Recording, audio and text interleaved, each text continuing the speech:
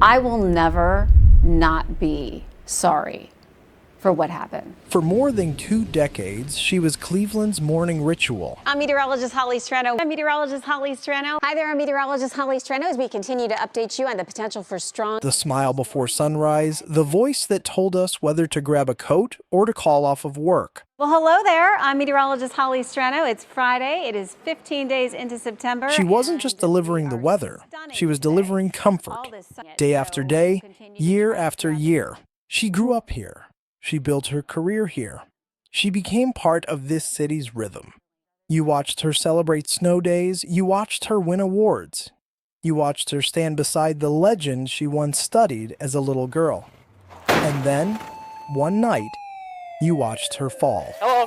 Hey, hey, hey, hey. Not metaphorically, literally. Hey. The crash was everywhere. Headlines, body camera footage, national clips. Millions replayed the worst moment of her life. But what the public didn't see was what happened after the cameras stopped rolling. I can now look back at it and say that it was 100% one of the worst days of my life, but also one of the best. There was shock. There was shame. There was silence. What happened next wasn't public. It was personal. I was sort of like just surviving for a while. My cortisol was high. I was sort of just existing. I immediately put myself into therapy and chose my own way of recovery. While the internet replayed the footage, she refused to. I did not have any kind of mental capacity to watch something like that. Have you seen it since? Yes. What do you think now, looking back at that footage? I forgive her. I forgive her. I give her grace. I feel bad for her. And I'm so glad that I've left that version of me behind. And when she finally saw the footage, it wasn't the headlines that haunted her, it was the possibilities. I had all the thoughts that everybody does. The what ifs. What if my kids were in the car? What if I killed somebody? Yeah. Right? It's an awful thing. And I don't think I'd be human if I didn't have those thoughts. But nobody was hurt. Nobody was in the car. And I'm still alive. And it has literally brought me to the best place that I have ever been in my life. And I do believe in forgiveness. Whose forgiveness was most important? My children and my family, and my forgiveness of myself. Bottom line is I had to forgive me. That's probably the most important now that I'm saying it out loud, because once I forgave myself, everything else fell into place. She had done the work. She had faced the shame. She had forgiven herself. But returning to the newsroom meant facing something she hadn't prepared for. So I'm brought back and forgiven, okay? And ignored by practically everybody. That was a really tough environment for me. Really tough environment. It was also really hard when I was not back yet to watch colleagues report on me as if I was just a number. Like they didn't work with you? Like they didn't work with me for 2 decades. She went back on the air, not as the woman she had been, but as someone rebuilding in real time.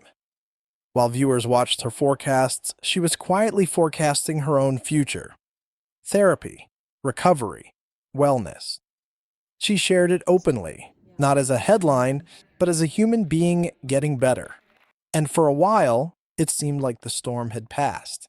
Until one post changed everything. In the post, I was on my deck on a random Saturday and into my wellness journey, and I simply said, Coca-Cola, you're out.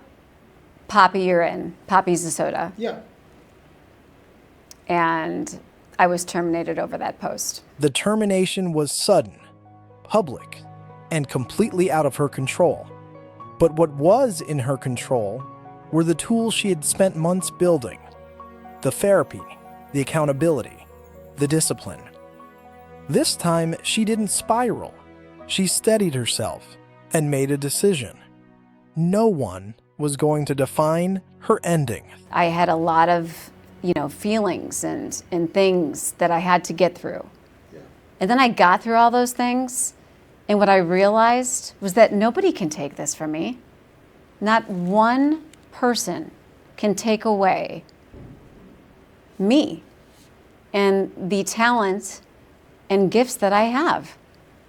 And when I was able to get to that point, I said, okay, I'm going to start my own show. I'm going to make my own company.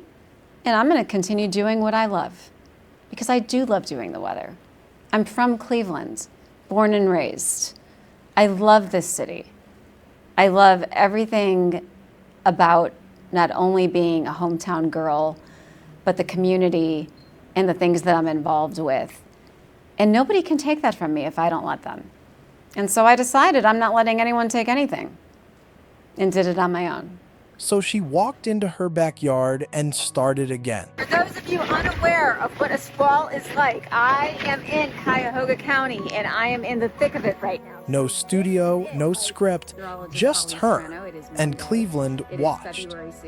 They didn't see scandal, they saw strength. And the more she showed up, the more she realized she wasn't done. If she was going back to a newsroom, it had to be different. My opinion is that we are all craving something that is authentic. And I don't know that I can say that the news model that I came from is that. I feel like I've been, cut from puppet strings, let out of a cage,